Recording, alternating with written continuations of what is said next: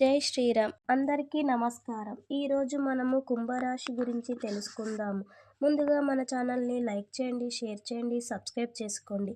కుంభరాశి అనేది రాశి చక్రంలో 11వ రాశి. దీనిని ఇంగ్లీష్లో ఎక్వేరియస్ అని కూడా అంటారు.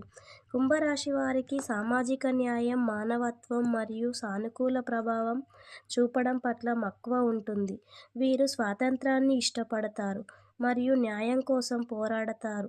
శనిగ్రహం కుంభరాశి వారికి అధిపతి. కుంభరాశి వారికి అదృష్ట సంఖ్యలు 2, 3, 4, 7, 9, 13 మరియు అదృష్ట రంగులు ఎలక్ట్రిక్ బ్లూ మరియు మనీ.